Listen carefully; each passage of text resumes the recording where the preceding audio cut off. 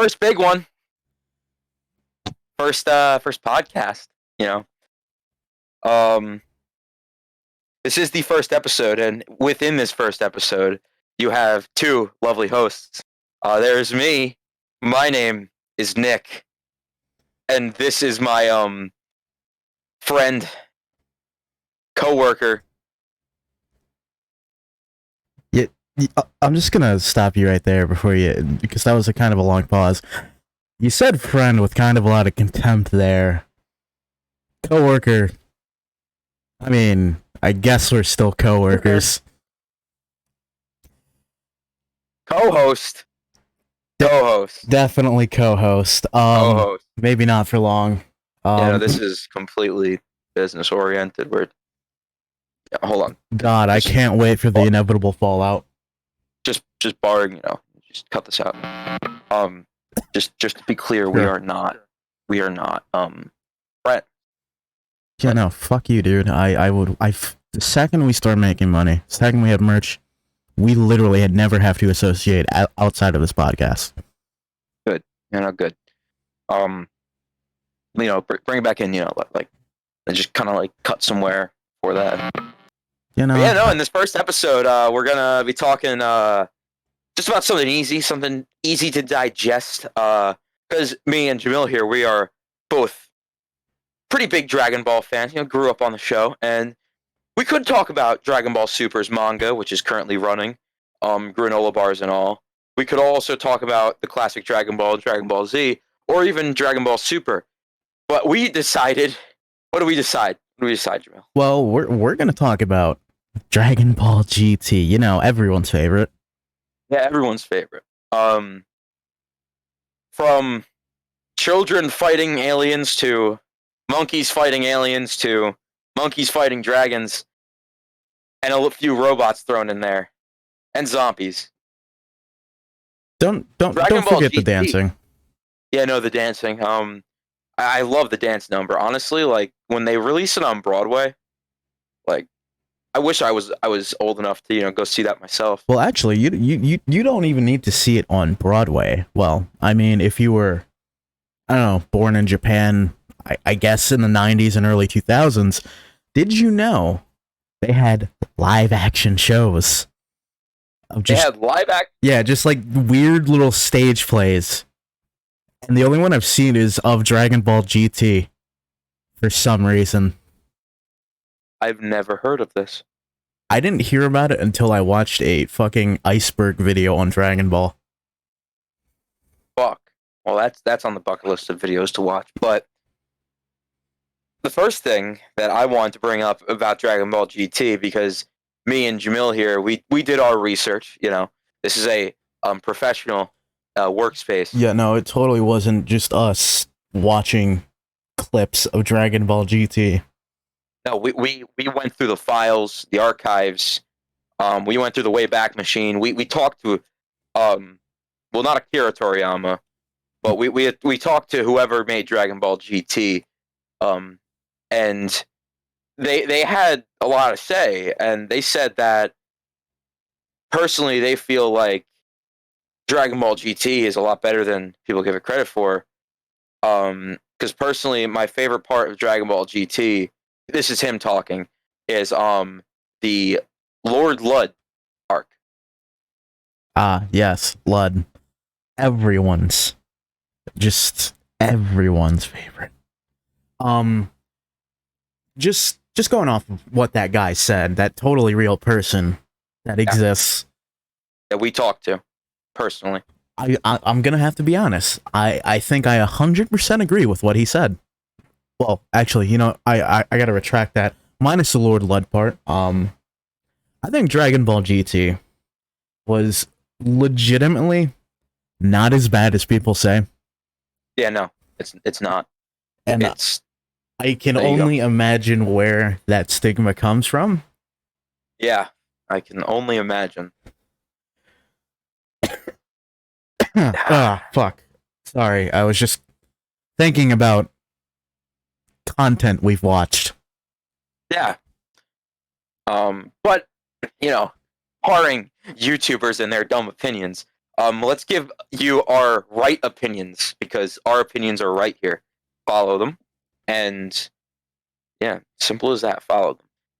Dragon Ball GT, to me, like, how come Dragon Ball GT is the redhead stepchild of Dragon Ball? However, Super Saiyan 4 is one of the most iconic things in all of Dragon Ball media. Like, I don't. You're just to interject something here. I think you're 100% right about the Super Saiyan 4 thing. I don't get why Super Saiyan 4. Everyone looks at that and it's like, that is one of the coolest things in Dragon Ball. And if we're just gonna go off of just media, like video games, everyone wants to see Super Saiyan 4 in that game. Doesn't matter if it's Goku, Vegeta, Gogeta, or even a custom character. It Look at has Dragon to Ball be Heroes. Every fucking Saiyan has Super Saiyan 4. It's really like just not a every checklist. Saiyan has Super Saiyan Blue, but Super Saiyan 4. Like, the fact that there is a Super Saiyan 4 Broly says a lot. Yeah, but that's definitely just Hmm. Broly popular, Super Saiyan 4 popular. Put them together, make the money. But Super Saiyan 4, it's like, to me, that's like when you ask someone what their favorite bit of, like, what's their opinion on GT, the majority will most likely say, and if it is anywhere close to their own opinion, the average person will say, it was okay. I didn't like the Black Star Dragon Ball or Super 17 arcs, but I did like Super Saiyan 4. If Goku wasn't a child and Pan wasn't there, the show would be a lot better. Now, my argument there is what you described was half of the show is bad, half of the show is good, but the entire show is bad. So, yeah, no, if half the show is bad and half the show is good, then it's just barely average. And fair enough, if your show is average, there's really nothing to say, and who cares? If it's bad, people are going to talk about how bad it is. If it's good, people are going to talk about how good it is.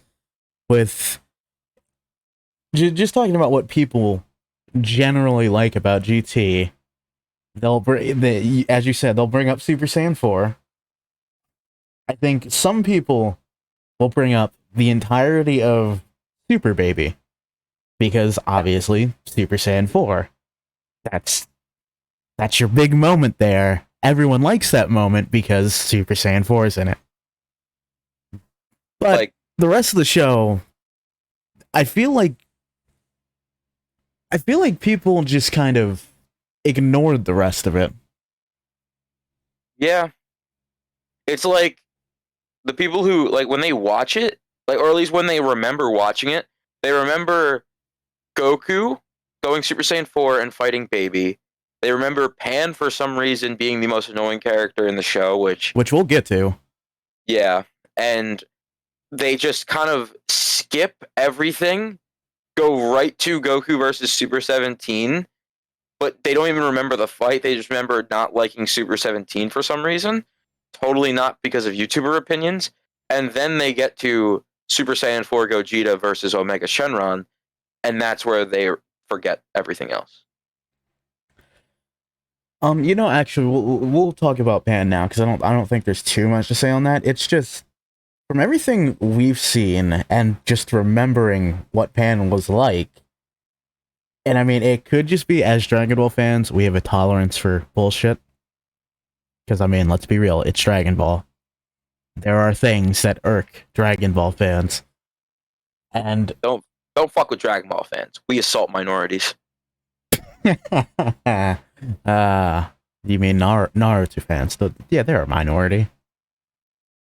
Yeah, who cares? Yeah. Anyways, anything that's not Dragon Ball is a minority compared to Dragon Ball, at least in terms of mainstream fan base. Yeah, no, you're not wrong. But Pan, is she annoying? Like, to me, she's not. Maybe when you're a little boy, of around the age of 11 to 12, you might find Pan annoying, and that opinion might just stick with you because you've never bothered to watch GT again, because they don't really give you many easy ways to watch Dragon Ball GT. Like, there's not even a Blu-ray set of the damn show, not let alone any official site to watch it on. So, most people, if you were to see fans now who got into Dragon Ball because of Dragon Ball Super and nothing else, they just kind of remember Z and know what Goku and Super Saiyan is. They are probably so confused looking at Dragon. If they hear of anything about Dragon Ball GT, because they probably don't understand what happened there. Right. And those people will probably just Google or ask other people what Dragon Ball GT was, and most of the time, the answer will be, don't watch it. The only thing you need to know is that it wasn't made by Akira Toriyama, which, God, that doesn't mean it's bad, but we'll get into that some other time. But they will also say the only cool thing was Super Saiyan 4 Goku and Vegeta and Gogeta and maybe Super Baby. But outside of that, it's not worth watching. So then that person who just learned about GT like that will then follow that opinion.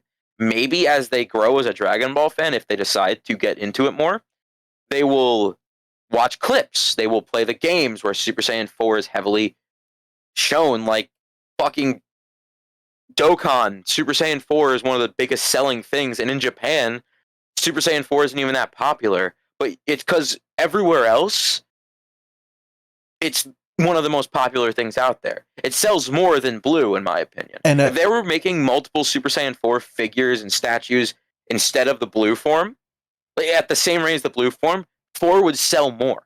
And you can't say that's not true, because just going off of, man, people love Super Saiyan 4, just wait until people theorized and drew fan art of Super Saiyan 5, which doesn't exist. It's just complete fun fan theory. Or fan service, fan wish, whatever you want to call it. Like, if that doesn't say that Super Saiyan 4 wasn't great, that people wanted more of it and they wanted to do something else with it, like, I don't know what else would. Like, you don't obviously you can recolor Super Saiyan Blue and, like, people would want more transformations just because Dragon Ball. You can never please a Dragon Ball fan, no matter how hard you try. Like, people hate Super Saiyan Blue, and I have recently, I recently started, but I'm not to be on Dragon Ball Super much, and I will get back to Pan, but I recently started reading the Dragon Ball Super manga. Like, I started buying the books and reading them, because I bought the first 3 a long time ago just to have, and then I never bought them again, because money. But now that I have money to spend, and it's not like they're expensive, I could buy them in bulk and feel comfortable reading them. And after reading the Goku Black arc and seeing how Super Saiyan Blue is handled in the manga, and then just kind of just thinking about it, Super Saiyan Blue is my favorite Super Saiyan form. It's my favorite transformation. I love Ultra Instinct, both forms. I can get into that as they are both equally as cool. Just, it all depends on your preference of hair color, I guess. But Blue is my favorite. And the thing is, with that's my opinion. People's opinions on Super Saiyan 4 is usually great. Where does my opinion come from about Blue? It comes from just, I like how it looks. I like simple. I like the blue aura. I love just the idea that it's a blue form. Blue is a cool color. It's simple as that. Simple as that. And then whatever they do with that form, whether it's consistently hard to transform into or consistently well drawn, it doesn't matter. It's that it looks cool to me, and that's all you need. Like, I feel like some people are afraid to say they like Dragon Ball GT because they don't want to just, like, they feel like if they were to say, I like Dragon Ball GT because I think it's cool, people would be like, yeah, but there's nothing with it. There's no manga. It wasn't made by Akira Toriyama. The Force, Super Saiyan 4 is the only good thing. Super 17 shouldn't be as strong as Super Saiyan 4 anyway. And why does Gogeta act like Vegeta? It's like, that's because you look into things too much. I was literally here. I'm gonna take over for here. Before you lose yourself in this rant here, not to say the voice wasn't necessary, but you're devolving into Unga Bunga Ape Man here, and I feel like that. I feel like evolving. Super Saiyan 4. Yes, you are. To say that like these things don't make like certain things like Super Saiyan 4, Super 17 being as strong as, yeah, all that doesn't make sense. Learn to suspend your disbelief for a second, please. You're forgetting where Dragon Ball started, where it is now, and that these things apply to literally every version of Dragon Ball. From the original series, Z, Super, and GT. You could look at any part of it and just say, man, that doesn't really make sense, but maybe just try enjoying it. Like, let yourself just stop thinking about it. Stop overthinking things for a second. Like, Super 17 shouldn't be as strong as he is when he's fighting Super Saiyan 4 Goku. Sure. But at the same time, just, I don't know, let it happen. Because you're going to get more out of it, and you're going to enjoy it more. Because it's a cool fight nonetheless. The way, so there's a whole stigma, and I'm a part of this stigma, but more on the joking side. It's hard to tell when someone is joking or not about this, because there are people who care about this. Just look at the people who complain still 6 years later about Dragon Ball Super Episode 5. They still complain about that. So think about Dragon Ball GT, which is nearly 20 years old at this point, I want to say. People will still complain about how the animation there was a lot of reused animation. And my argument is, they animated that show and drew that show like it was a Dragon Ball Z movie half the time. The amount of effort that went into drawing some of those shots, especially since it was hand-drawn at the time, it's nuts. It's something to almost appreciate. And then you have, those scenes where it's like Omega versus Super Saiyan 4 Goku and Vegeta. It's like they are making that fight low quality, but think about in the scenario they're put in. I'm not trying to defend low quality animation. I'm just saying, think about this before you instantly grab your keyboard and go nuts. Just to interject for a second. And like, again, not defending it, but like, and nobody can really say 20 years ago, not even just 20 years ago, whenever that was animated, we don't really know what was going on. Like, only the people who were in production, who were animating those scenes, really know. It's just, it's such a minor thing, too. Like, sorry if I'm interrupting you, but back to Super 17, the fight scene, this, because me and, Jamil here, just recently watched a lot of clips from Dragon Ball GT, which we will get into our favorite moments soon. And we will get back to Pan, I swear to God. But just to keep going with Super 17 here and finish this thought, there is a not very well drawn shot. It's good, but it's not on par with some of the other shots drawn. It's the way they show it. And I don't even know if cinematography is the right word for it, but it's like just the layout of everything. When Goku, when he's in his kid form in Super Saiyan, it's right when the fight's about to start. Goku is in front of the sunset. It's one of the most coolest shots ever. He's looking down, and his face is covered by the shadow of his hair. And he's like talking, and then he looks up, and the shadow disappears, and he powers up. And then instantly rushes Super 17. And this really will make all those GT Super 17 haters really wince in their seats. Super Saiyan GT Goku, in that moment when they first start, I say is stronger than Super 17. Because Super 17 has only fought people up to the strength of Super Saiyan 2 Vegeta. Now, do I think GT Goku is stronger than Vegeta? By a mile. Goku's been training with Oob for, 10 years straight? Vegeta, again, he's Vegeta, he trains, they do show him training, but at the start of GT, they definitely show off how much he's changed. and it's safe to assume he doesn't train as much as he used to, but more so as a regular cardio workout for a normal human being is. Like, the dude's got 2 kids and is probably in his 60s. Like, barring the fact he's a superpowered alien race, man is chilling. Grew a mustache, got a haircut, rocks the biker fit. You know, like, he's rich for doing nothing. Man's got it good. So I would say he's weaker than Goku, especially Super Saiyan Goku, who's been fighting for, I'd say, the last, in GT, year by that point? 2 years? And consistently getting used to his small body. He's fighting Super 17, and Vegeta's multiple times at that point said Goku's better. That was the whole arc at the end of Z. Vegeta saying you're number 1.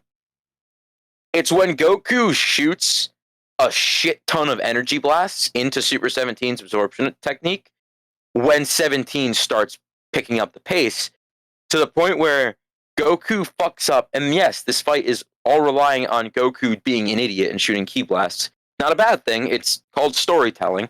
Goku's making a mistake in his fight. That's what's happening. He's not perfect. Because, again, suspend disbelief, he is an anime character. Let's not forget fucking giving Cell Sensu being. Let's not forget he's just an idiot in general. Like, let's not forget that he wanted to give Gotenks a shot at fighting Boo rather than killing Boo. Yeah. Like, this is pretty on character for Goku so far. Yeah, like, he ends up figuring it out. He can't shoot attacks, but it's at a point where it's too late. It's supposed to give you tension. This fight gives you tension by showing you a villain weaker than Goku get stronger through Goku's mistakes within the course of, 10 minutes. And this fight goes across so many landscapes, including the atmosphere, to when Goku goes Super Saiyan 4. And the entire fight's great. Now, you have anything to say about Super 17's fight anymore? I'll just finish the 2 thoughts that I had that I kind of went nowhere with.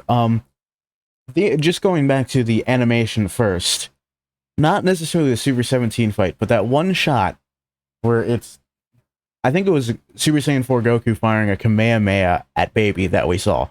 That looked just kind of awkward. That's like the worst I've seen of GT's animation in terms of quality.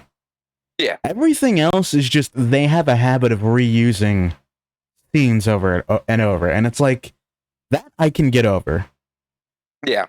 It's kind of almost like a cool, not cool, but it's like a funny, almost inside joke to me, where it's like, you kind of see it happen over and over, and there's a really funny video that literally is that scene, Omega versus Goku and Vegeta. That's where I'm getting my point from. People will take that as evidential proof that GT is bad. I look at that as, that's a funny 90s animation thing. Because that's like that's the biggest time it's done, but I'd say that's one of the few times it's done to the point where it's noticeable. Right. The other thing that I wanted to bring up was Super 17 just shouldn't be as strong as Super Saiyan 4 Goku. Then why in Super were both? Now, 18 wasn't that strong, but 17 was on par with Super Saiyan Blue. Now, we do have to keep in mind, Blue was holding back. He was, but still, there is no explanation for that one, and I don't know why. It does, but I don't know why that doesn't get as much shit as Super 17. Yeah, and, Super 17, Android 17, he did that in Super, and he was loved. Now, I get it, they kept his original design, gave him a new look, and, in terms of his outfit, and that's fine. Super 17 was a way to bring in a plot point from Z, mixed with a plot point from GT, in Dr. Mui, I think his name was, and combine them into a villain for Goku to fight that was different. Yes, he absorbed ki like Jiro in 19, but let's be honest, the second Vegeta showed up in Super Saiyan and then just kind of punched them instead of attacking them with blasts, they were nothing. So Super 17 being a threat, because that idea of one of the biggest ways of attacking someone in Dragon Ball is nullified and used against them. It's a really cool idea. However, absorbing attack energy has been kind of used a lot, but this was one of the first times it was used to this effect of so good to where they even managed to make a plot point where they brought 18 in, had 17 actually kill Krillin, and 18 fought alongside Goku, which is the first time we've seen even those two interact in the smallest way. And unfortunately, 17 dies, but it was almost a nice close off to the unfinished arc that was 17 and 18's future after the Android Saga. Now, obviously, Super changed it to what it is, but the Super Dragon Ball Super's 17 is loved. GT's Super 17 is hated. Now, not to just gonna interject here, not to say what you're saying is wrong. Unfortunately, 17's gone. To be fair, he did fucking kill Krillin. He didn't kill Krillin, but you know, a lot of people kill Krillin. Yeah. I mean, we tend to ignore what Vegeta's done. I think we can ignore what 17 did in that entire arc. I mean, listen, like, with Vegeta killing all those people before he got to Earth, it was simply out of pent-up frustration that he just couldn't get a woman. It was his Napoleon complex fully shining. I mean, you're not wrong. That's so. I mean, you're not wrong. It's, you know, I think you're 100% right. I think his faux justification was that, oh, Frieza told him to do it. Or just his Saiyan biology told him to do it. No, I think you're 100% right saying it's pent-up frustration. Yeah, you know, and Vegeta really changed his whole personality for some pussy. Yeah. I mean, who wouldn't? Like, I'd kill someone. I mean, even if you weren't fucking finding the richest person on the planet and just living with them for free, like, yeah, no, I'd stop genociding planets. Like, the fuck? Yeah. Like, people accuse people of things like that so much, and, like, honestly, like, you gotta look at the cold hard evidence to justify these scenarios. Like, for example, O.J. Simpson. Alright, so long story short, Vegeta's a simp. Yeah. Cool. And nothing else was talked about. Yeah. So back to Pan. Pan, people find annoying. And going back to the idea of an unknowing Dragon Ball Super fan learns about Dragon Ball GT through a literal Dragon Ball Super fan. Like a Giga fan who just is like, I love Dragon Ball everything, but God, do I hate Goku. Yeah, no, like, God, and here's the thing. The reason we're ragging on YouTubers in particular, now, at least for me, at least, there is 100% a group of people who watched Dragon Ball as a kid, later would go on YouTube, become fans of Dragon Ball YouTubers who would talk about it in, like, almost a majority of the time in a negative light. Like, they would destroy Goku as a character because they were over-analyzing him, and you can't say that people didn't buy into it. Yeah. Like, you and can't just say... to be clear here, mm-hmm. This isn't against a YouTuber for sharing their opinion. No, we're saying that this is just an unfortunate circumstance of sharing your opinion on the internet, and especially since a lot of Dragon Ball YouTubers, usually they're kind of it's like a clique, you know, like people kind of like they kind of share similar opinions because, well, when you're friends with other people and you both are very heavily invested in something, usually your opinions start to mold together and be very similar. So when you're sharing these opinions online, it's unfortunate that people can't form their own opinions. Again, it's not to insult anyone's intelligence.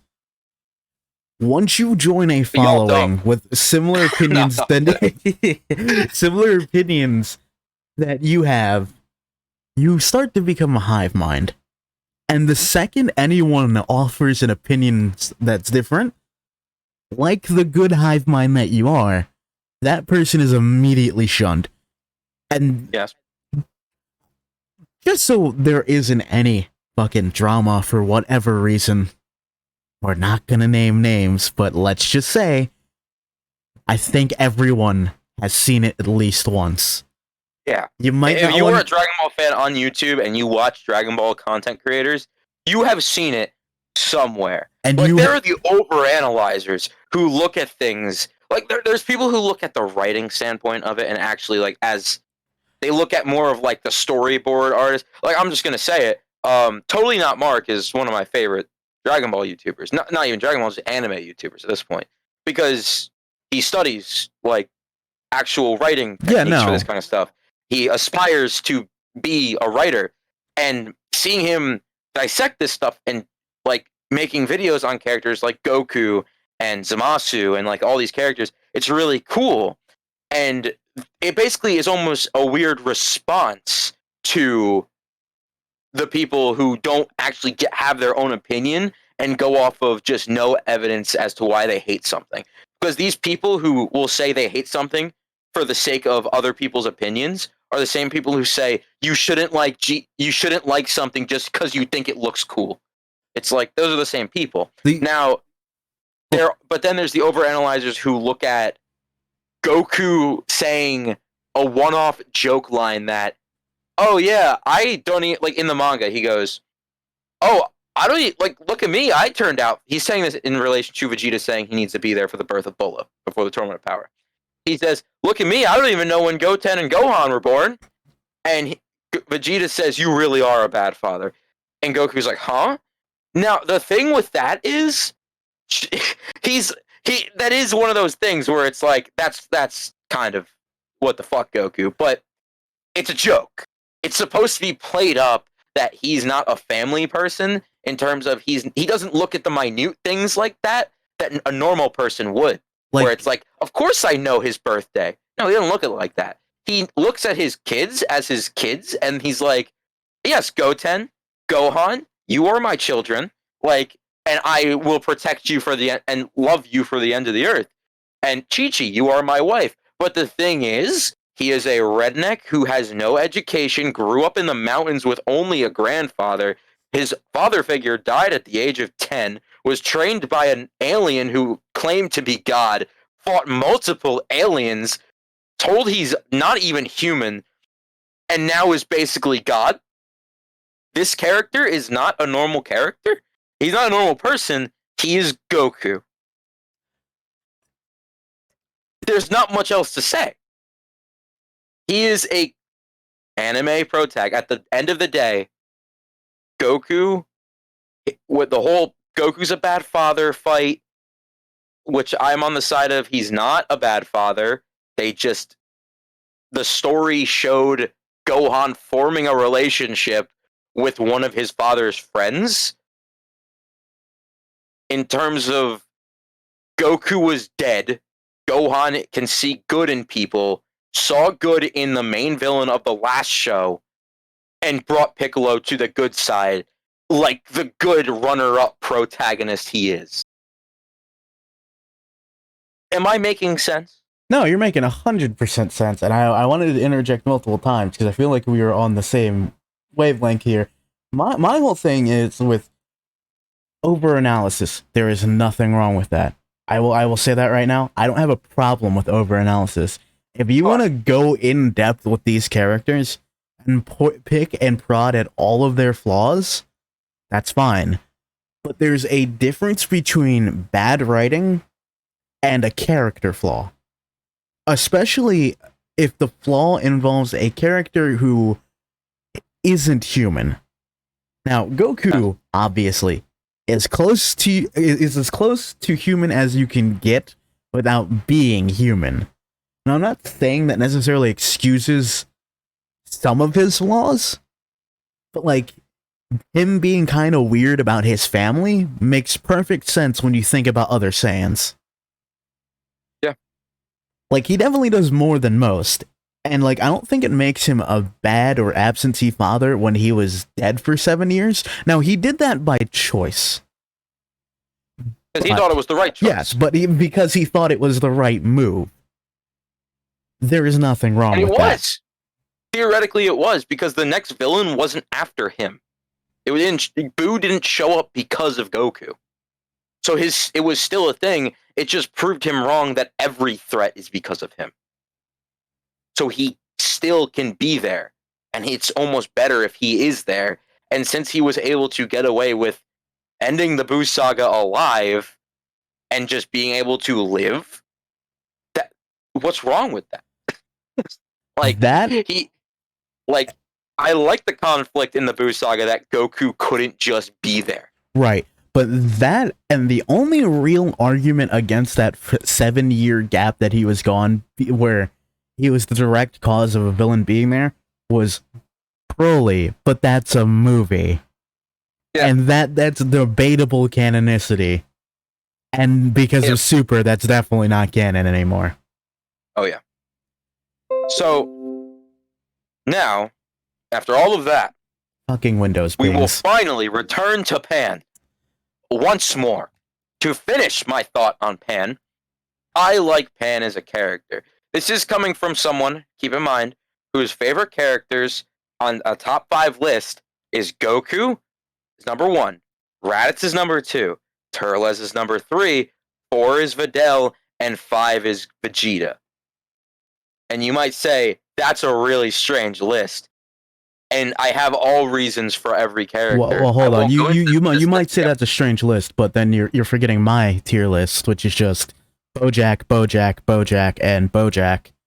Oh, and don't forget Bojack. Right, yeah. Honestly, I think your top 5 list should just be the Bojack crew. Yeah, but Bojack's better than all of them. Like 5 times over. Oh, okay. Yeah, no. So like would you say number 6 is no, 6 through 10 is the rest of the Bojack crew. But number 6 is Kogu. Yes. Yeah, because Kogu is the realest one. Yeah. Yeah, back to Pan. So I like Pan as a character, not for the sake of she's an in-depth character, not for the sake of she was monumentally important. No. She was simply, when I was a kid, around the age of 11 to 12, and I watched Dragon Ball GT for the first time when it aired on Nicktoons. You can put my age together. I saw it, and how they did the first 4 episodes was they aired it like a movie, where the episode would end, they would throw in a commercial break and kind of a fade in and fade out. You know, like that's how they would do it. And it was a very cool way of kicking off the show. And it ended with Goku versus Legic, which hyped up that fight way more for me than it normally does in the show, watching it weekly. Because you don't really care about Legic until they start fighting. But in the movie version, you are watching it for 2 hours, and you're waiting to see who the big bad of this movie is. And it's Legic. As weak as he was compared to Goku, it was Legic. Now, as weak as he was Legic still was cool. Legic was one of the coolest parts of the Black Star Dragon Ball dripping. Saga. Legic's got the unitard drip. Yeah, they managed to make a man in a unitard with a weird jacket cool. Man's pulled spikes out of his shoulders and created 2 swords. Not even just that, spears too. I think he made 1, but either way.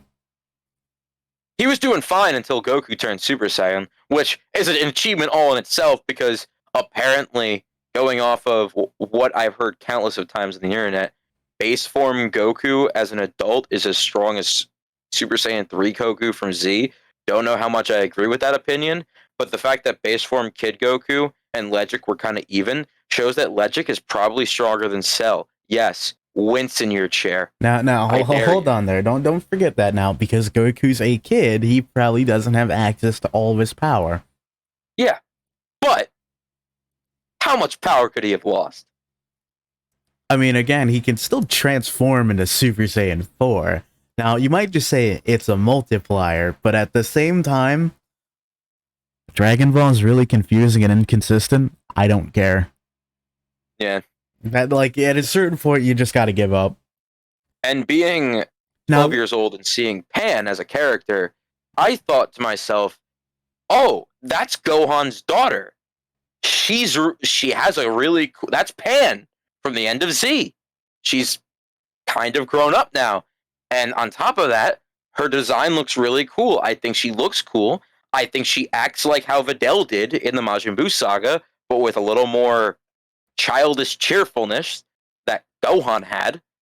And the first time I saw her shoot a Kamehameha, I thought, wow, that looked really cool, because that was the first time, as don't think of this in any kind of way of girls need to be represented in more. They do, but this isn't that argument. This is, it was cool to see a girl Saiyan have a big role in the show. Did they kind of like diminish that role as the show went on?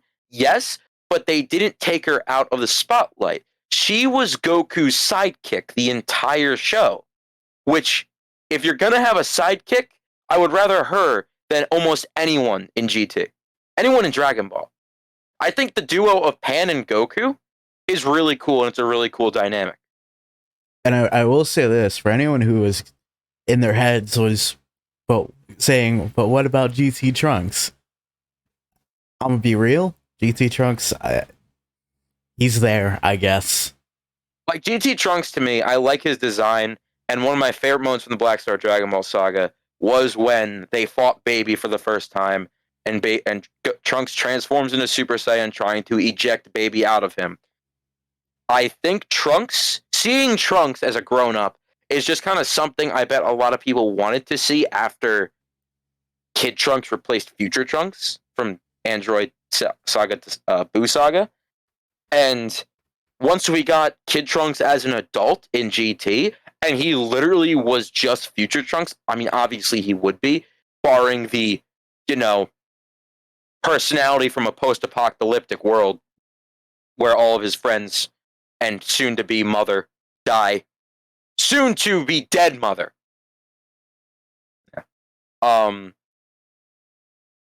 Yeah, so, in short, Pan cool to me. The hate on Pan comes from, I want to just say, she was kind of treated like a damsel in distress a lot of the times, but when you're 12 and you think Pan is cool, and you see Pan get hurt and get knocked out, it's kind of emotional for your 12-year-old head if you're in that mind state, and you want now to see Goku kick the person's ass. And that's usually how it goes. Like, if it's not the most satisfying thing to see Goku get up after Pan gets, knocked out during the Super 17 arc, and Goku gets up pissed and charges Super 17, if that's not cool to you, then it's like, dude, that's like half a Dragon Ball. If you like a lot of the I'm angry now because you hurt someone close to me scenes, if you don't like that scene but like those scenes, you're not opening yourself up to saying I like Dragon Ball GT. Just admit it. No, and I mean that it makes perfect sense for those people though, because someone I like or care about is now hurt and I'm angry scene is basically the entirety of Baby's arc. You're right. Goku dealing with his sons, his friend's son, his friend. His literally best friend is Vegeta in GT. Let's be real. Yeah, no, Krillin is just the Turtle Hermit by this point, just without the title of the Turtle Hermit. So yeah. But I guess now we could talk about, our favorite moments in Dragon Ball GT. I guess we'll just go back and forth. And we'll just kind of go chronologically.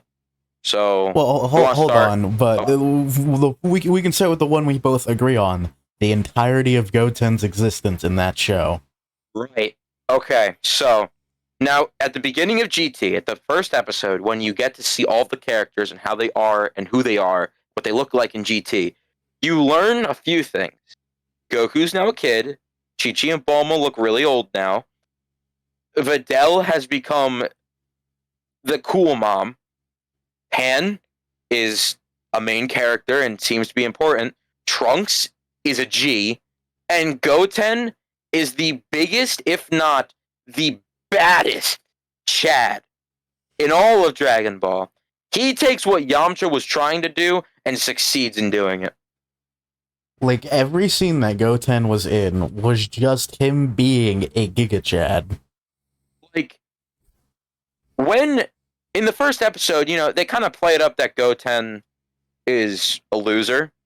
It's when he truly shines. After you're away from Earth for so long in the Black Star Dragon Ball saga, and if you're one of those people who don't really like that saga, which I'm going to be real, as much as I have been praising GT, the Black Star Dragon Ball saga is definitely the weakest of the four in GT.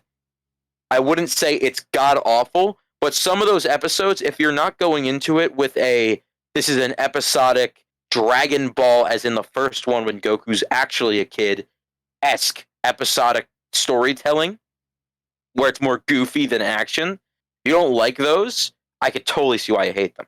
And that's what they were trying to do. Now, when they brought it back to a Dragon Ball Z style storytelling with the Baby Saga, that's what everyone says they love. And yes, I'd say Baby is the best arc. And it all starts when Baby lands on Earth during Goten's date. Goten, who rocks a cell phone in a cell phone holder on his belt, squares up with Baby during his date, almost showing off to his girlfriend, starts kicking Baby's ass pretty thoroughly.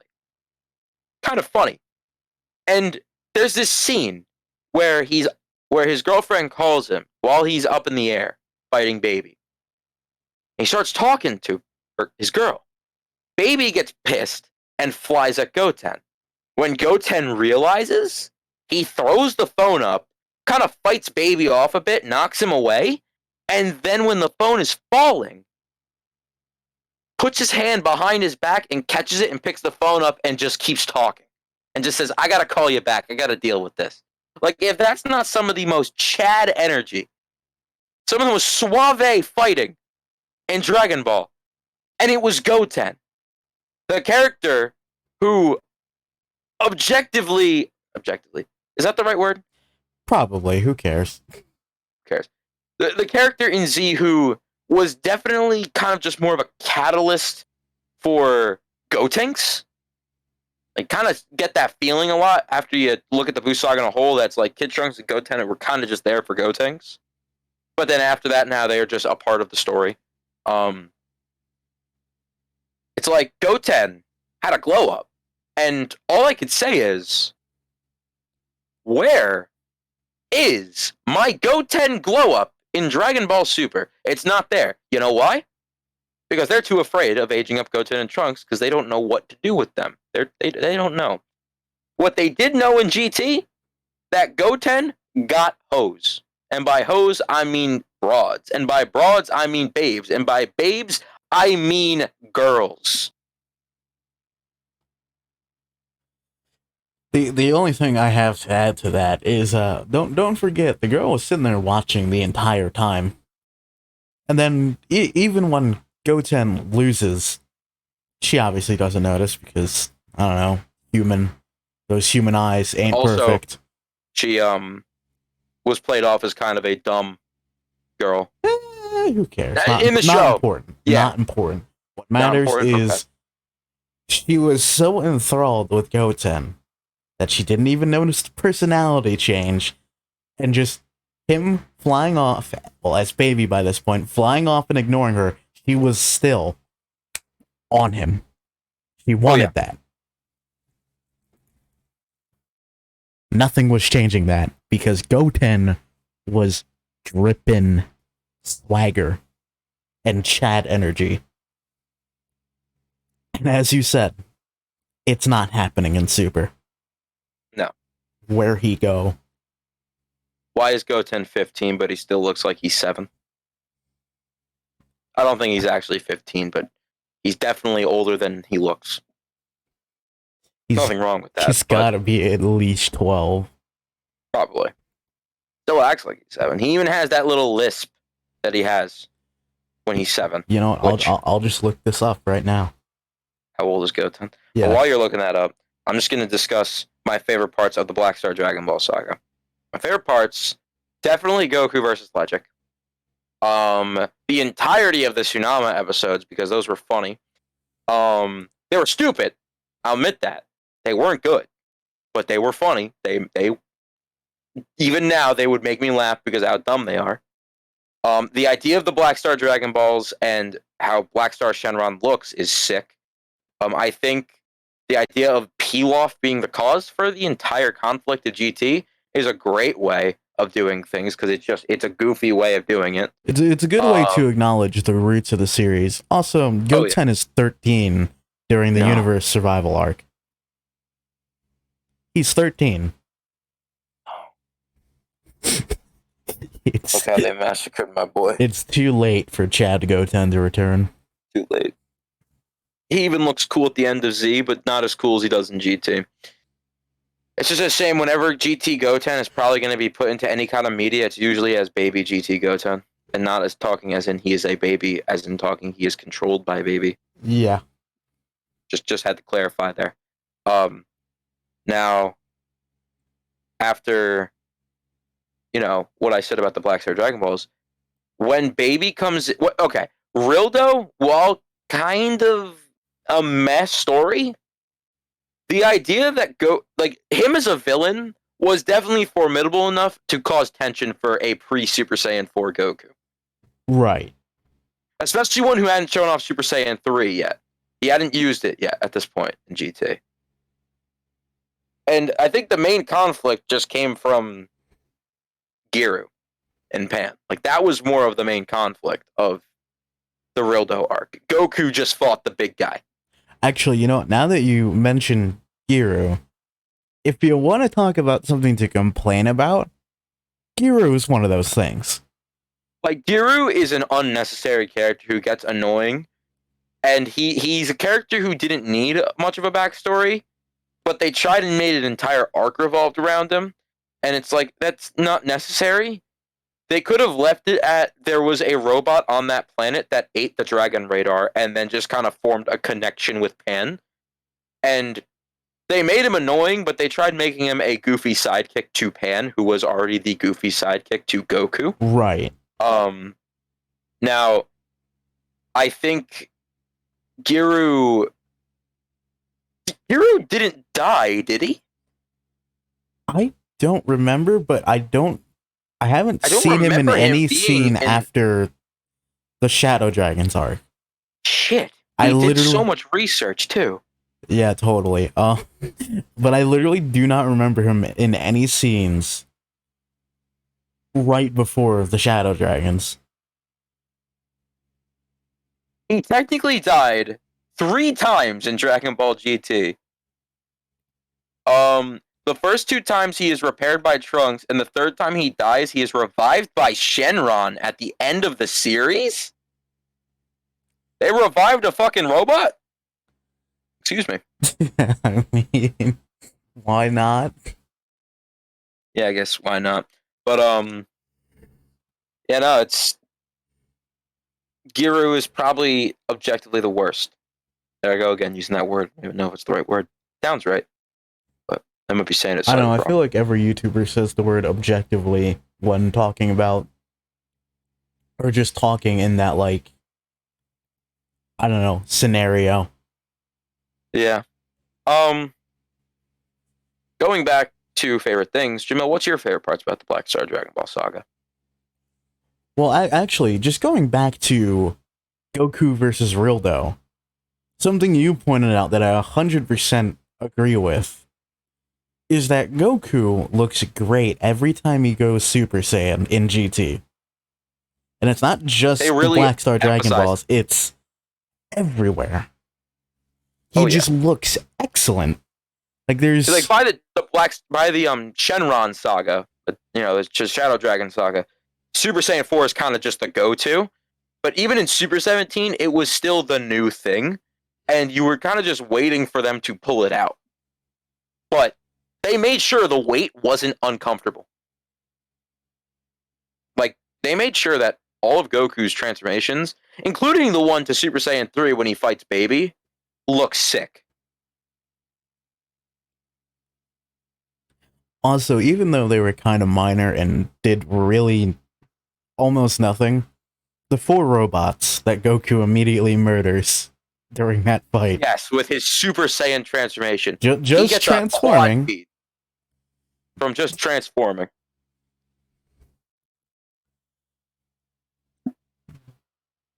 But I'll say that for when we talk about other arcs. So, anything else about the Black Star Dragon Ball Saga you like? Not really. I mean, again, weakest link. Yeah. Now, moving on to going from the worst to the best arc in GT. In my opinion. You agree with that? Yeah. No, I know that sounded like really unenthusiastic, but I think even generally people would agree that we're going from worst to best here. Yeah. The idea that I guess the Baby Saga starts during the Black Star Dragon Ball Saga, during the first encounter with Baby. I think the whole scene where they kind of just like the entire episode where Baby is debuted in that like hospital planet, I think it is. It's vague. I forget the full episode. I just remember. All I remember is the doctor. I remember the doctor. Goku's very scared of needles, and there was a kid, Pan befriended, and that kid turned out to be controlled by Baby. I'm pretty sure, if I remember correctly. And by the end of the episode, they were bullying the shit out of Baby, and they assumed they killed him. But he somehow gets to Earth. Forget how. Do you remember how? No. Well, he gets to Earth before the trio and methodically makes his way through the Z Fighters, going up the chain. First, he fights Chad Goten. Already a dominant, definitely a fight that he should not have won. But he wins all these fights through trickery and scheming, which showing a villain who is getting progressively stronger use the one strength he has from the very beginning, his intelligence, is great. Something that I feel like is the only way to make villains that are strong to fight Goku and Vegeta these days. But then when Goten, or Baby Goten, fights Gohan, and then Gohan has a fucking crazy moment where he just looks badass. Can't really describe the moment too well outside of he gets shot with a blast, tanks it, and now he has the classic ripped half shirt. of his shirt ripped off, but he's staying in his base form because he doesn't want to attack Goten. Which also that plot point of Baby using these characters that you like as literally human shields is great. And just to skip ahead for a second, yeah, when he finally gets Gohan and he eventually attacks Goku and Pan, that moment where Pan is terrified because both her uncle and father are trying to kill her. And openly talking in their normal voices with malice and intent to kill. If your father, who, when you left, let's say you went on a vacation for like a year, and you don't get to talk to your family, all you have with you is maybe and I'm just putting you in Pan's shoes, a close friend and maybe your grandfather, right? You come back after maybe a kind of shitty vacation. You're just excited to see everyone at home. And your uncle and dad literally just say to you, hey, let's fucking kill her. And then they are about to pull up on you and kill you. Like, that's fucking dark, bro. Like, and let's not forget the way... I don't know who does the voice acting for Pan. You could hear the genuine fear. Yeah, no. Yeah. Like fear, terror, and sadness all in one. And Goku just completely enraged by this. Oh, he shit talks the fuck out of, well, obviously talking to who Baby. He doesn't know is Baby yet. He's talking to them, and shit talking. He's not insulting them. He is getting comebacks. He's literally acting like what he is, which is a reactive character. They come at him with something, and he comes back harder. So then they come at him with something else, and it's just this this constant argument until the drip lord himself of Baby Vegeta shows up. I personally love every form of Baby Vegeta. The middle one is a little forgettable, but every form to me still looks cool. And how Vegeta's body mutates. People use the argument that why did Baby get like way taller and way bulkier, and why he looks so different? It's because he's been in Vegeta's body for so long, he's starting to mutate it to fit his wants. See, there's also that, but then there's my like favorite fan theory where like that's the equivalent of Super Saiyan 3 Vegeta. Like that's a cool idea. The kind of like he still has like the Super Saiyan 3 eyebrows in the Super Vegeta or Super Baby Vegeta form. Yeah, Super Baby too. He just doesn't have the long hair. Instead, he's just taller for whatever reason. He's taller and way bulkier. And way stronger than normal Vegeta, like by far. Like the fact he's mollywhopping Super Saiyan 3 Goku says all of it. Like, because I don't want to hear the whole Goku's a kid now, he's weaker argument. By then, he's been in his kid form for almost around a year. Because that's how long the Black Star Dragon Ball saga is, I'm pretty sure. Maybe half a year. But he's been in there for a while in a lot of fights. Like, Rildo was definitely a hard fight for him. Like, obviously nothing compared to Boo, but in terms of difficulty for him. But, yeah, like, it was nuts. And, yeah, you go. Like, that's the thing. Most of the fights in GT aren't, like, for the most part, with the exception of Super Baby and the Shadow Dragons, every fight before them was just, yeah, these aren't the strongest people in the world, but they're still gonna give Goku a run for his money. Yeah. It's literally, that's the definition of the Tournament of Power. Like, let's be real, most of the cast of the Tournament of Power should be jobbers. But 69, because barring his teammates and himself and Jiren, 69 of the competitors aren't a real major threat to him. Even before UI. But then after UI, yes, his only threat is Jiren.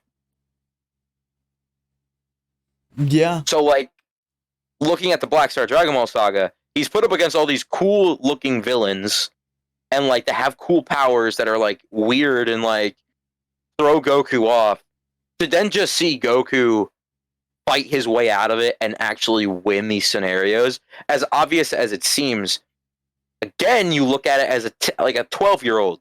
You are excited when you see Goku get into it and start winning, because you are a child.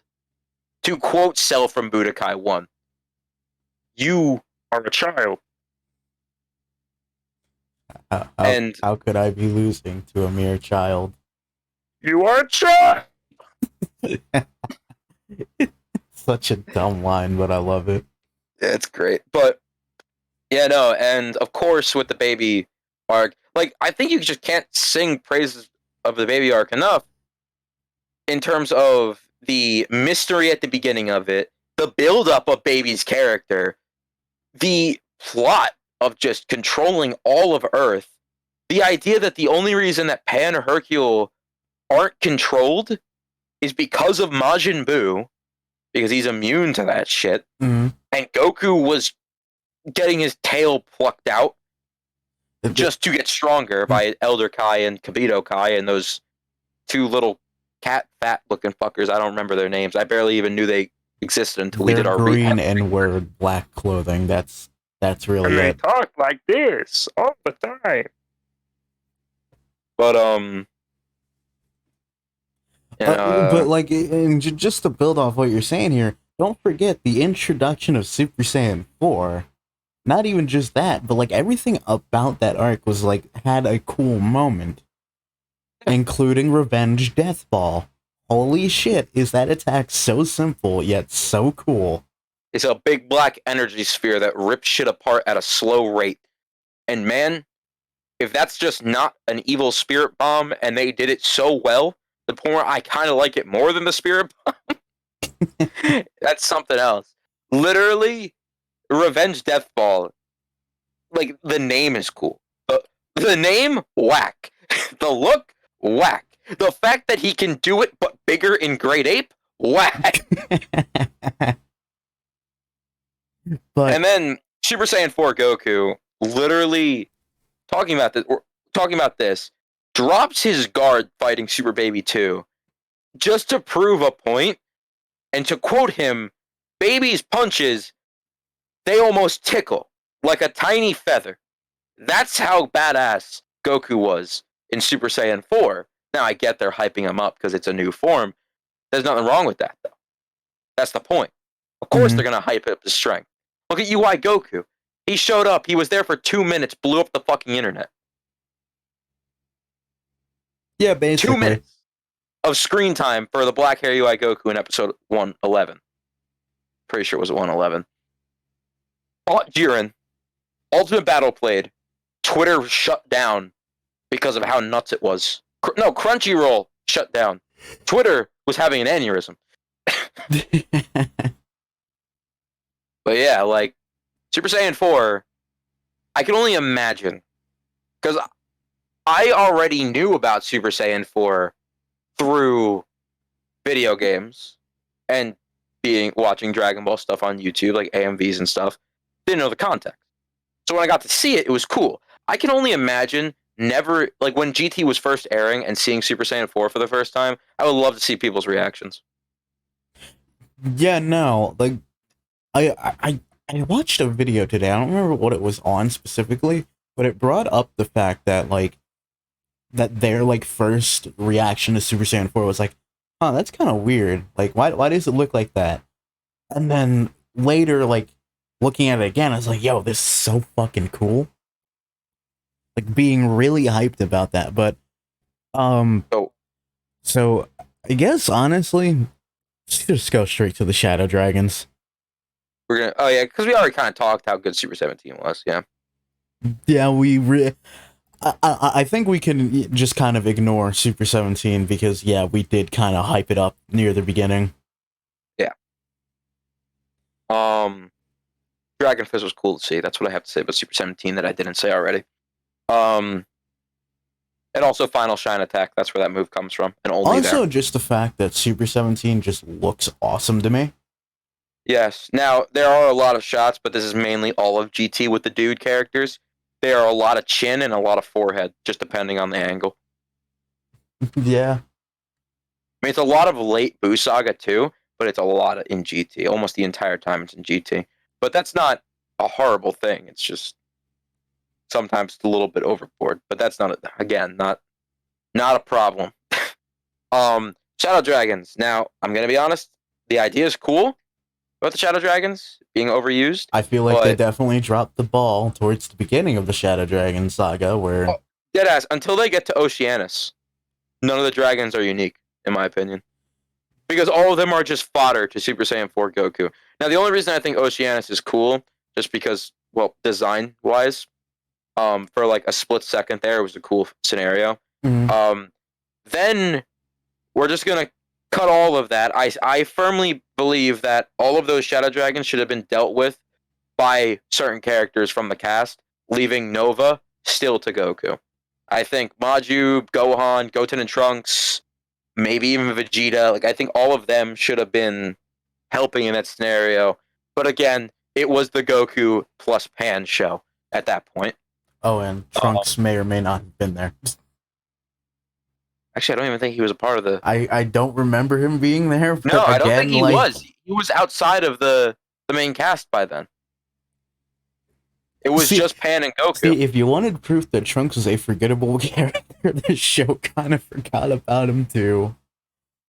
Yeah, but when it gets to Nova, not only being the 4-star Dragon Ball, which is a cool idea, I think Nova... I forget what wish Nova... Because all the dragons are based off of a wish. Right. Because Ice was Demon King Piccolo. Yeah. Hold on, I'll just look it up. Oh wait, he was born from King Piccolo wishing for restoration of his youth. Yeah. Of his youth. So that was Nova. And I think Ice was reviving the people who died. Some shit, I don't know, but I don't fully remember. I thought it was backwards, but I'm looking it up.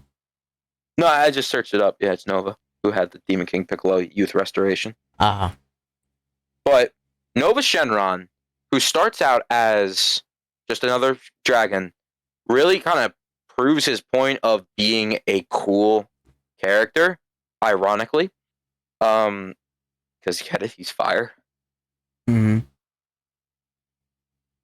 I said I gotcha. Cool. I was hoping we could move on from funny pun. I get it.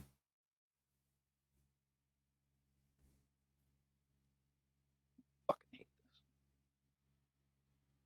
this. But yeah, anyway, but yeah, so Nova being fire dragon and the 4-star ball starts to somehow respect Goku. And I'm not saying that in a bad way. I'm saying that in an awesome way. Respects Goku. And then Ice Shenron, being literally Nova but Ice, and also a dickhead, is just a great contrast. And now, what I like about the Nova and Ice part is mainly when Ice blinds Goku. Right, because I think one of my earliest memories of GT was just like the entirety of when Goku's fighting blind after that point. Like, because it lasts a while. Like, it lasts like halfway into the Sin Shenron fight. Like, that's like 4 episodes, if I'm correct. Right. And Ice Shenron does blind him, and when he blinds him, he simply just grabs some water, forms some ice spikes on his fingers, and slices. And like in the distance, there's a building, and he slices the fucking building in half with this attack. And Goku kind of just is like, fuck my eyes. It's like, Jesus Christ, man. The durability.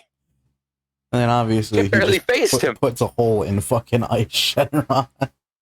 Oh yeah, and then he just destroys him with the most over-the-top Dragon Fist we've ever seen. And it wasn't even really a Dragon Fist. It was more just, Well, no, he. Then who did he do that Dragon Fist to? He punched someone. No, I think it was Ice. I swear to God, he punched Ice and then jumped up and punched down, and then there was this huge dragon that encapsulated the city. And the dragon went straight downward into the ground. It's his ultimate from Budokai Tenkaichi 3. You sure that just wasn't Omega or Sin? That could have been Sin Shenron, but I swear it was a killing. I don't think he would have used that on Ice. Because I remember it being quick. Yeah. But anyway, can we just say the death of Nova Shenron was so fucking upsetting in a perfect way. It sets up Sin Shenron as the real main villain for just being another one of the dragons. Mm-hmm. But the idea that he actually just death beams and kills Nova, and Goku literally says, Nova, I can't hear you. What's going on? And Nova is dead? That's so just like, they were friends. They were going to continue fighting once Goku was recovered his eyesight. That sucks. And Sin Shenron, what's your opinion on Sin and Omega? Well, I was gonna say, let's be honest. How many people remember Sin outside of the fact that he becomes Omega? Yeah. But Omega when I was Shenron, little, I didn't even realize that Sin Shenron was different from Omega. Didn't realize the difference. You're when definitely I played with not him in wrong. Budokai, or when I played with him in Infinite World, for the PS2, he starts out in Sin Shenron, but I didn't realize he could transform because I thought that was just Omega. Right. For like the longest time, but to me, I think Omega has a really cool design. Like, I think he looks like over the top bad guy. and his voice is a little much. I But fucking the love idea his of having voice, if I'm being honest. I think everything what? about Omega is great up until you get to his character as a villain. Yeah, no, he kind of is just his whole plot is summed up in a intro quote from a Dragon Ball game. You use the Dragon Balls too often. That's his entire motive. Now, was he the strongest villain anyone has ever seen in Dragon Ball up until Super? Yes. Was Goku versus Omega a cool fight? Yes. And then Vegeta transformed into Super Saiyan 4. Now, people defend this scene. I'm going to get critical now. GT is very much Goku time. That I coined that from a YouTuber from a long time ago. I forget who it was, but that was a long time ago. I heard that. Well, I actually just before you continue, just something I kind of realized that I guess we're kind of hypocrites on, but I guess that this could be its own episode. Wouldn't you agree that Omega and Jiren are kind of similar in the fact that their design, their abilities, and like everything about their aesthetic is great, but as the antagonist in the scenarios that they're in, they're kind of boring. Well, yes. Their motives are boring. Their motives and their characters are boring. The manga, Jiren, haven't seen much of him outside of just some pictures of panels, but Right. so far, they're playing him up as very much so not a dickhead. He's just very, very focused on maintaining peace. To the point where he said, as long as I don't have to kill anyone, or no, he said, I don't want winning the Tournament of Power means I have to stand by and let my actions decide the fate of multiple universes. And in turn, killing so many people. That's why he's fully against it. Topo is the one who convinces him, hey, but like, we're gonna die if we don't. And Jiren is convinced only through his wish, which I swear to God, I forget his wish. I don't know if it's. I haven't gotten that far, but they're playing up Jiren to so far be a little different from anime Jiren. So, but He if we're going sounds solely different based than off anime of, Jiren, considering that Jiren fucking almost killed Goku's friend. yeah, Jiren in the anime though, very Omega Shenron, very much like. I never put that together, but yes. Now, would I say I prefer to have Jiren as strongest villain over Omega? Yes. Oh, I Is 100% that agree relevant? with that. But I don't think so. Wait, what? it's just that no, it's more just I wanted to point that out than anything. Wait, did you say you agree with my point on Yes. Jiren being better? Okay. I thought you said no, and I was like, oh, well, here we have a slight debate here. No, I think that Jiren does his role better than Omega for the sake of Jiren. Maybe it's just relevancy, and maybe they just were trying something slightly different and didn't even realize they were just making Omega. But Jiren being that fucking strong to me, and I'm not talking just strong. I'm talking that fucking strong. Like they were saying he's stronger. They literally said in the manga he is stronger than Belmont, who, if you don't know, is Universe 11's God of Destruction.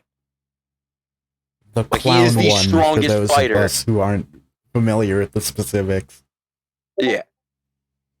Like those who are, or like the people in Universe 11, the only one that's stronger than Jiren is the Angel. Like, to me, that's like, damn, that's nuts. Now, does his character fall short? Yes. But that is enough because, you know, I suspend my quarries with quarrels? Whatever the fuck. I don't I don't look at minor things like, and it's not really minor, but I won't say I hate Jiren because his character doesn't have a good motive. No. I like Jiren because he is cool. It's simple as that, guys. If you say, I like this, it's cool. He looks cool. He does cool things. Nothing wrong with that. In fact, you could disagree with this entire podcast. I was literally just about to say, and you know, there's gonna be people who are out there who somehow sat through this entire podcast and just gone, man, these two are really just the lowest IQ monkey brains that there is for Dragon Ball fans. And it's just we fully embrace that because Super Saiyan 4 is a monkey and we're dumb and we like monkeys. Listen, that is all. You've been hearing it for probably the last 2 years, depending on when you watch this. People say, return to monkey. And, I never understood it until this exact moment. Yeah, no, Dragon Ball is the ultimate return to monkey moment because it's, instead of looking at your flaws and looking at its flaws, pointing it out, and getting mad about it, I don't know, just embrace them and enjoy all the cool shit that it's given you.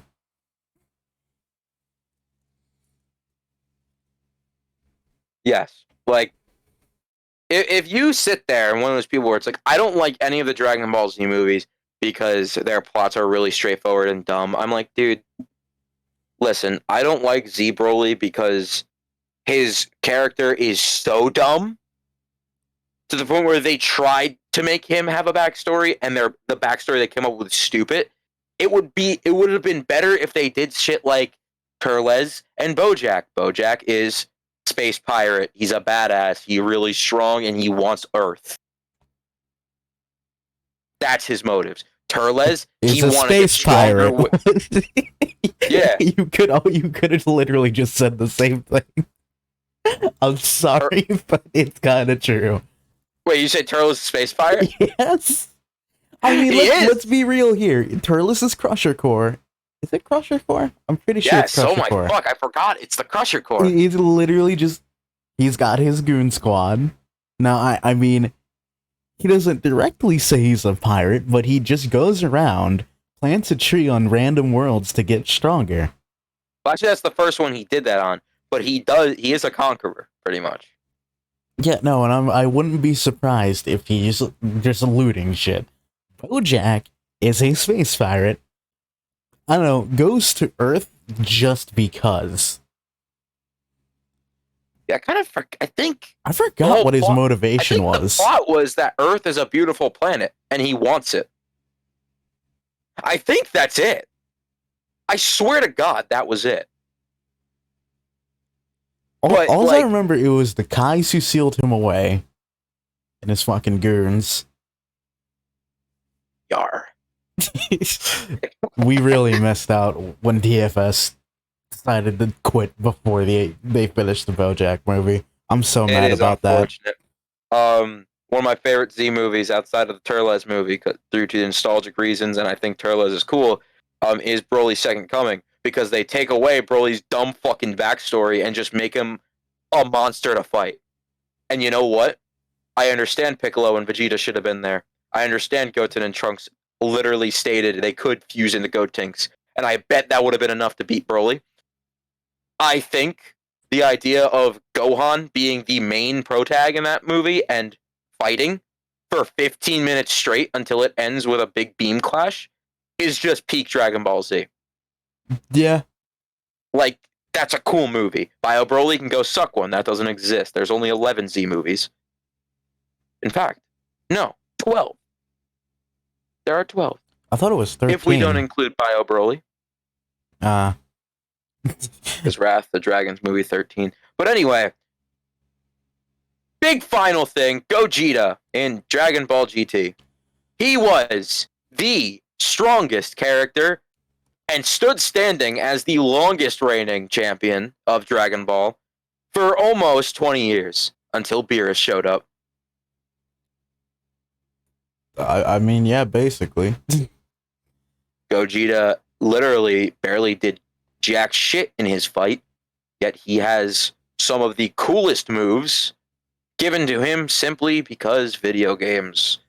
Yeah, but barring don't forget. Xenoverse, because Xenoverse actually just used what he did in the show, and unfortunate because they kind of shove the truth in your face of he really did nothing except the Big Bang Kamehameha. Don't forget, in Super Saiyan Gogeta's in Fusion Reborn, his first appearance was a whole 3 minutes. The theme plays, he kicks Janemba's ass, and that's the end of the movie. Gogeta shows up for 3 minutes and is the coolest thing ever. Doesn't matter what it is. Now, Dragon Ball Super Broly is the exception. Yeah, because I feel like that Gogeta is completely different in every way. Yeah, no. It's literally Super Saiyan 4 Gogeta if he fucking went full power. Not even talking full power in terms of Dragon Ball sense that he powered up fully. I'm talking he just went balls to the wall, just don't stop. Like, yeah, no, instead of just playing with Omega Shenron like he did, Gogeta Blue is what he would have been if he didn't. Yeah. And that was all of Dragon Ball GT. Everything I have to say good about it was most likely in this. I barely remember what I talked about, because that's just how I am. I feel like I did a lot of the talking, not because Jamil didn't want to talk, but because I talked a lot. Yeah, no, that's why I ended up taking notes before for this episode, because I do not remember a lot of GT off the top of my head. And I was like, how are we gonna get to 30 minutes? Jesus Christ. We're now at an hour and 41 minutes, excluding everything that's gonna get cut at the beginning, and yeah. But I think there's only one more thing we can really say about GT. Oh, ending made me cry. And I'm not talking about when I was 12. Oh yeah, no, hold on. Again, the universal best part of GT, according to Dragon Ball YouTubers, the ending of GT. Now, this case is the only thing I can agree with them on. Dragon Ball GT has an ending because I'm taking from Totally Not Mark here in his GT review. The ending of Dragon Ball Z, and Super have never been a goodbye. It's always been see you next time. Or like open-ended.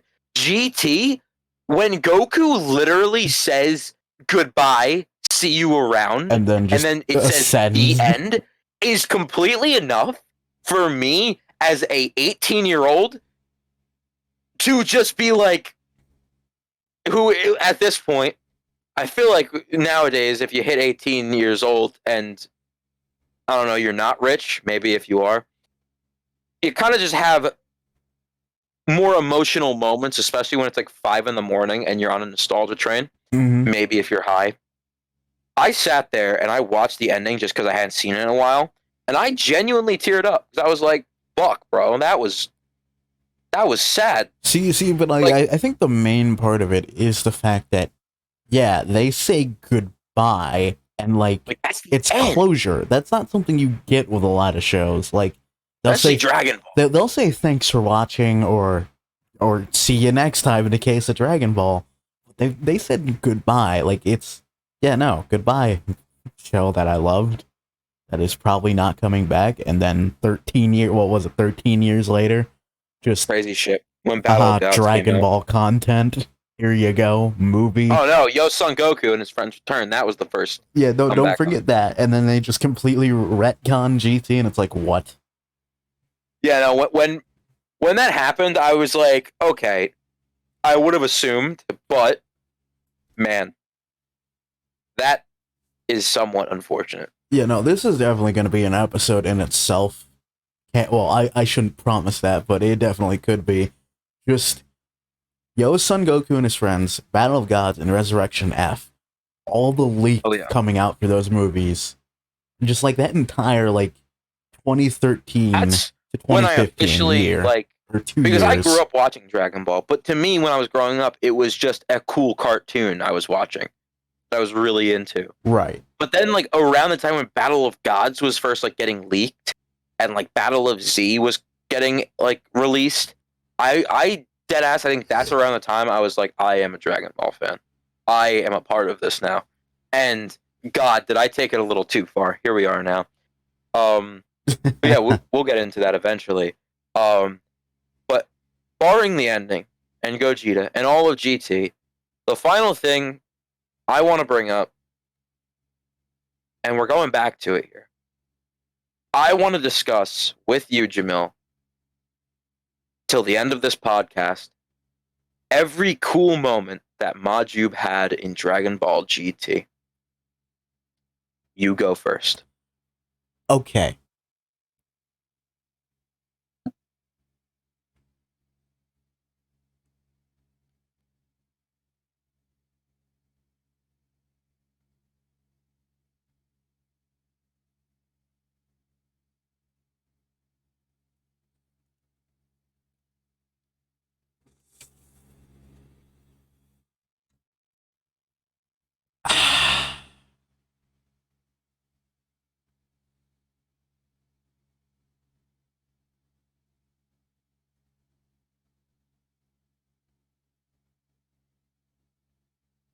You know that. No.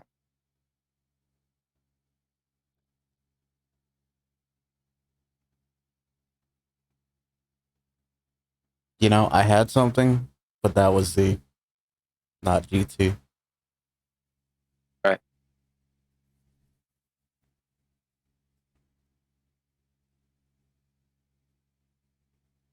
You know, what about